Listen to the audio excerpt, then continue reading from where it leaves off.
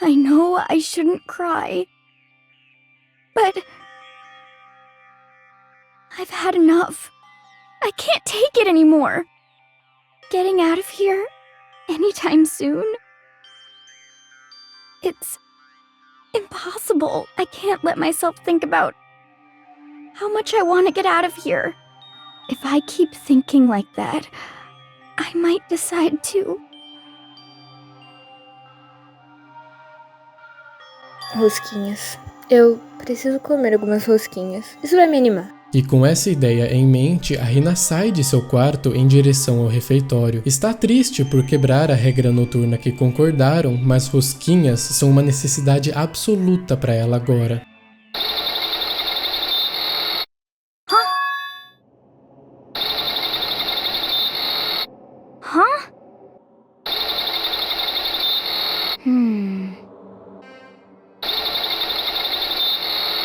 Morrendo de medo, ela se direciona para a casa de banho. Tem alguém aí?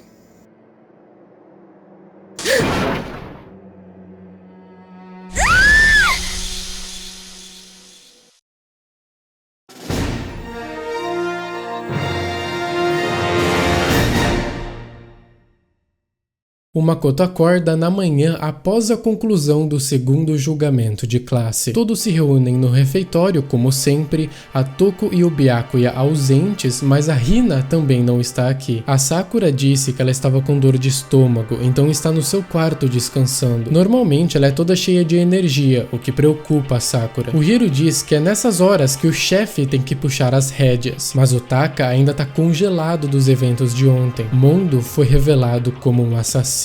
A Celeste diz que temos que simplesmente dar o nosso melhor para se entenderem e viverem em paz aqui. Esquecer o mundo lá fora e aceitar essa vida, a nossa única esperança. Ela diz que tem conforto aqui e toda necessidade é atendida. Ela pergunta o que há no mundo lá fora que tanto deseja. Competição, discriminação, vitimização e violência. A sociedade cresce e se torna cada vez mais perversa. Bem, ela certamente desenvolveu uma visão pessimista da sociedade ao destrinchar o que ela entende como a essência escondida atrás das aparências. O que o Hifumi quer dizer é que não tem 2D aqui, então por isso quer ir ao mundo lá fora. A Celeste diz que o Mastermind torna desejos mundanos como esse sua vantagem, para que eles queiram se assassinar. Breve comentário sobre a Celeste aqui, cada vez mais consistente com sua identificação de INFJ. Veja como ela entende os sentimentos pessoais e desejos individuais do Hifumi em um sentido derrogatório, não por causa do 2D em específico, mas porque ele simplesmente quer algo. Está manifestando um desejo básico pessoal que ele quer correr atrás. Tentando propor uma análise, ela chamar esses desejos de mundanos encaixa tanto no sentimento extrovertido, tentando universalizar seus sentimentos em algo mais objetivo e menos subjetivo, por exemplo, que esse sentimento não tem lugar aqui, dado o ambiente e os valores que ele induz, e o desprezo da intuição introvertida dominante por aquilo que representa uma realidade comum e cotidiana ao invés de uma transcendência do básico. Considerando que o Hifumi é ENFP, como pressupus no primeiro episódio dessa série, e que acho que vem sendo intuitivamente coerente, faz sentido ele e a Celeste e ENFJ serem totalmente opostos. Enfim, voltando para a história, o Yasuhiro percebe que o Taka continua paralisado, e então diz que ele vai ponhar ordem na casa. Como acabou o julgamento de classe, devem haver novos lugares para investigarem, e então vão vasculhar a escola de novo quando terminarem o café da manhã. E então chega a Genocida Show. Parece que vamos precisar conviver com uma serial killer de vez em quando. Enfim, vamos explorar as novas áreas da Academia Pico da Esperança. No primeiro andar se abriu a enfermaria, que não tem nada além do esperado. E no segundo andar, as escadas para o terceiro andar se abriram. Aqui tem várias coisas. Primeiramente, tem uma sala de recreação. Há baralhos, jogos de tabuleiro, Chihiro, uma mesa de sinuca, um alvo para dardos, várias revistas e coisas do tipo. Andando mais um pouco, encontramos um lugar que parece ser uma sala de artes, cheio de esculturas, pinturas e etc. Anexado à sala de artes, há um repositório para guardar algumas ferramentas de arte e tal. É importante que memorizem esses lugares e como alguns deles têm uma sala dentro da outra. O nome é bem específico, tipo repositório, então é bom para não se confundir depois. Caso queiram ficar dentro dos detalhes, é claro. O Makoto encontra uma coisa no chão, tipo uma foto. Nela há o Chihiro, o Leon e o Mondo, e eles estavam sorrindo. Muitas perguntas brotam disso. Por que esses três? O que fazem juntos? Por que sorrindo? Quando foi tirada?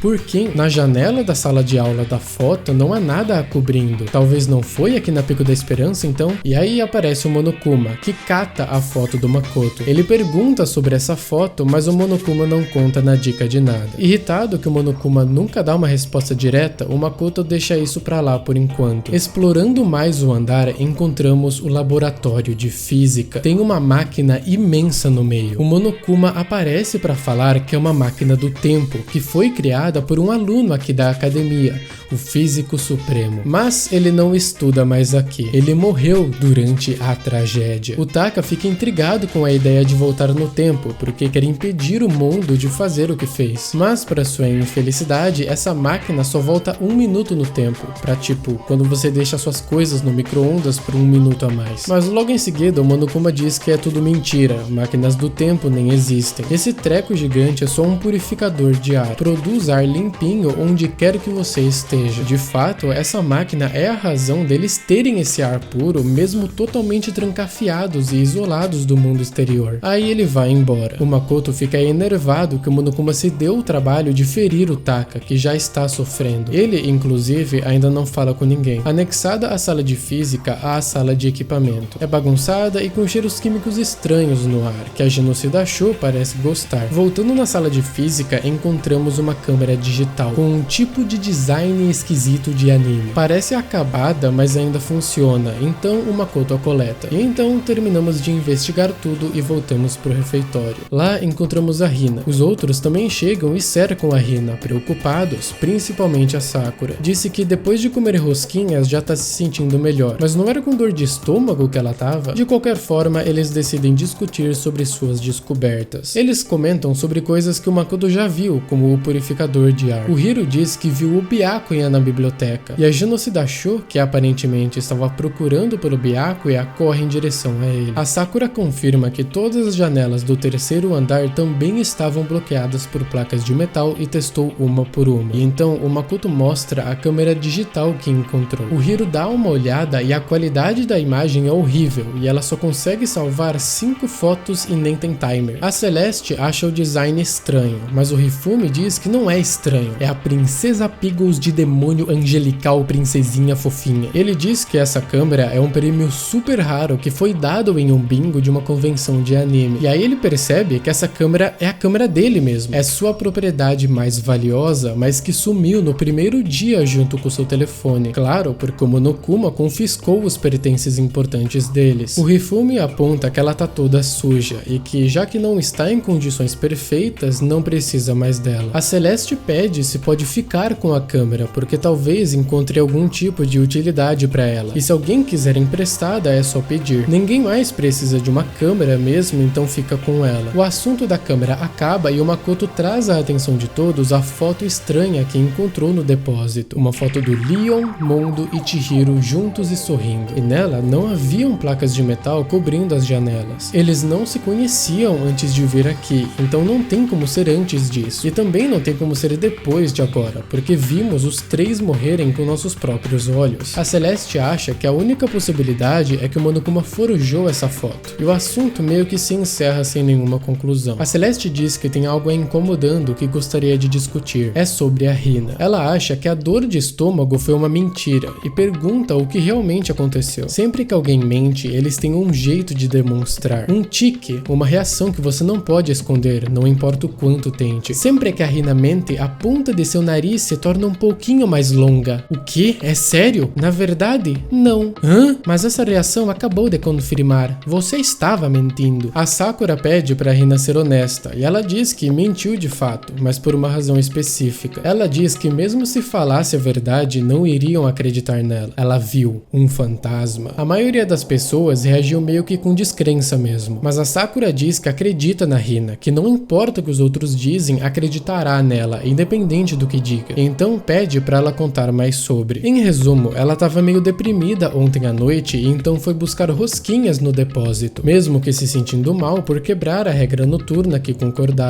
Mas no caminho começou a ouvir um barulho estranho vindo da casa de banho. Indo lá, um armário estava meio aberto e quando olhou dentro, viu uma forma humana cercada por uma luz verde. E não tem dúvidas de que era o Chihiro. Os mais neuróticos começam a surtar, mas a Celeste diz que é simplesmente impossível e que deve ser um engano criado pelo estado mental enfraquecido dela. A Sakura sugere irmos ver com nossos próprios olhos, ir até a casa de banho para procurarmos o que a Hina viu. A Celeste acha um desperdício de tempo, mas o Makoto diz que não vai fazer nenhum mal ir olhar. Os outros parecem que vão junto, e a Celeste diz: eu suponho que não tenho escolha. De alguma forma, induzida pelos outros ao seu redor a ir junto, mesmo que nem queira. Parece coisa do sentimento extrovertido, não é mesmo? Enfim, eles vão lá investigar a casa de banho e se deparam com o armário aberto que a Hina descreveu. E lá dentro tem um notebook. Esse, na verdade, é o mesmo que encontraram na biblioteca há um tempo, que aparentemente estava quebrado. Agora ele parece estar ligado, e a Sakura aposta que foi Chihiro que consertou, já que era o programador supremo. A Celeste sugere que a Hina confundiu a luz verde da tela com um fantasma, e parece que foi isso mesmo. Ela fica meio frustrada e tal, mas fazer o quê? O Hiro diz que uma vez viu um ET, mas aí olhou melhor e era só um girino. A Hina não gostou dessa comparação, e nem o Hiro da reação dela. Enfim, a Kyoko acha que alguém escondeu o notebook aí, mas não pretendia escondê-lo de nós. Tem uma diferença bem grande entre essa sala e todas as outras. Na casa de banho não há nenhuma câmera de vigilância. Tecnicamente, esse é o único ponto cego do mestre do jogo, e por isso Chihiro o escondeu aí. Investigando melhor o notebook, a Kyoko chama a atenção para um ícone específico na área de trabalho, onde está escrito Alter Ego, que literalmente significa o outro eu. No campo da inteligência artificial, esse termo não é incomum e é parecido com um pseudônimo, e então a Kyoko abre esse aplicativo. Uma voz falou: You really came!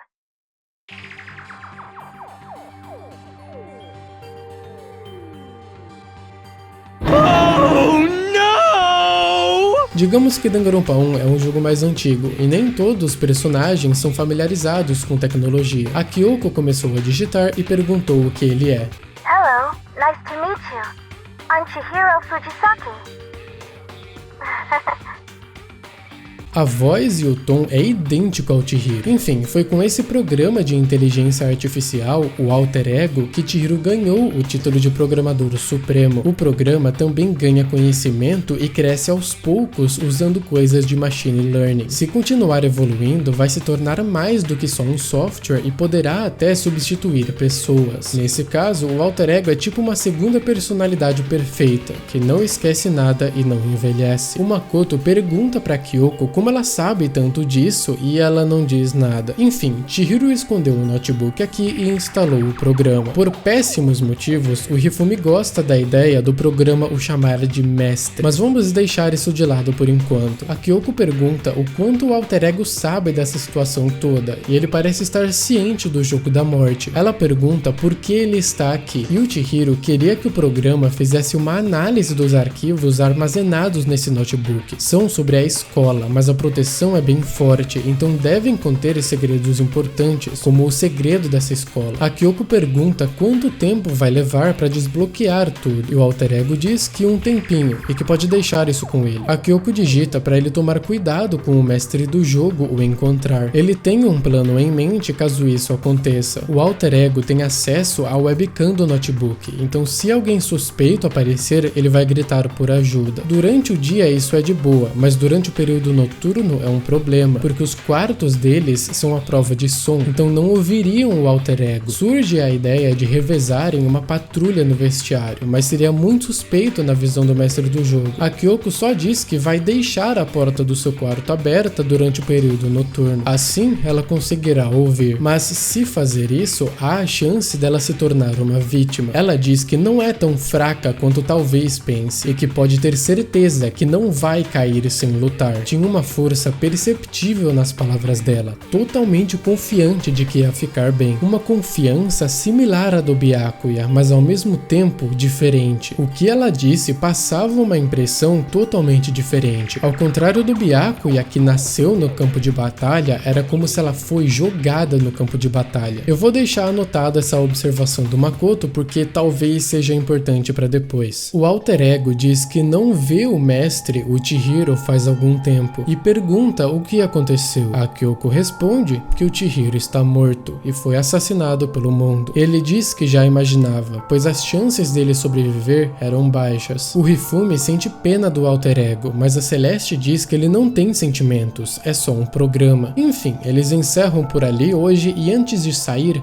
a Kyoko digita que volta depois. O Hiro diz que deveríamos tentar conectar na internet, mas a Kyoko diz que não temos tempo para riscos desnecessários e vai monitorar o progresso da análise dos arquivos para ver se encontra alguma pista. Todos eles saem da casa de banho, a Hina mete um papinho para disfarçar e o Monokuma aparece do nada. Ele pergunta se aconteceu alguma coisa e acha que estão guardando segredinhos dele. A Celeste rapidamente intervém e diz que eles estão apenas falando sobre ir à casa de banho, mas como ela não é dividida em seções masculinas e femininas, decidiram jogar pedra, papel, tesoura para ver qual grupo iria primeiro. A Hina ganhou, então por isso estavam tão animadas. A Celeste não hesitou em mentir e foi extremamente convincente. As garotas voltam pro vestiário e os garotos decidem voltar pro refeitório. Algumas dezenas de minutos se passam e as garotas voltam pro refeitório também. Não muito tempo depois, brota o Monokuma. A Sakura diz que estava esperando isso. Um monstrinho maléfico como ele não deixaria esse bom humor deles durar. O Monokuma age deprimido, dizendo que são frios com ele até quando ele traz presentes. Presentes?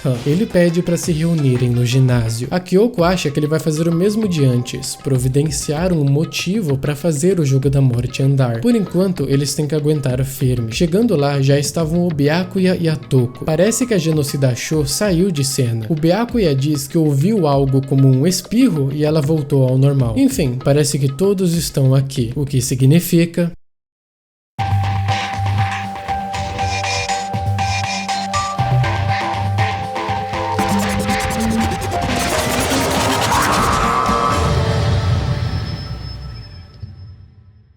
O Byakuya pede para desembuchar logo o motivo. Without further ado, I give you this! $10 million! I've prepared this graduation present for whichever lucky student makes it out of here alive! What do you think? It's $10 million! 10 million smackaroos! It's like totally wowie, wow, am I right? 10 milhões de dólares não são nada pro Byakuya. Em comparação ao burguês safado, são meros grãos de areia mesmo. Ninguém aqui tá surpreso com a desigualdade social dessa situação. A Hina não consegue acreditar que alguém mataria o outro por dinheiro. A Sakura concorda. Não dá pra comprar a vida de alguém. Pro Makoto, tanto faz quanto for a quantia de dinheiro. Independentemente do que for oferecido a eles, não vão matar seus amigos. E então o Monokuma desaparece rindo e deixou ali o dinheiro. A Hina acha que não tem com o que eles se preocuparem, mas o Byakuya reafirma que não se pode julgar os outros pelos seus próprios padrões. De qualquer modo, o que for acontecer, irá acontecer sem aviso prévio. E então chega o período noturno. A Kyoko lembra que a partir de hoje deixará a porta do seu quarto aberta para poder ouvir o alter ego. E só porque sua porta está aberta não é para pressuporem que isso faz dela um alvo fácil. O caçador caçador pode acabar se tornando a caça. O Yasuhiro diz para nem pensarem nesse negócio de dinheiro, ainda tentando servir o papel do Kiyotaka, que continua paralisado e não falou um A. E então todos vão dormir. O Makoto reflete na cama que mesmo que tenha esperança que nada ruim vai acontecer, não podia esconder as dúvidas do seu coração. Na última vez, pensou o mesmo. Mesmo assim, pensa que dessa vez vai ser diferente. Graças ao alter ego, eles têm alguma esperança de sair daqui.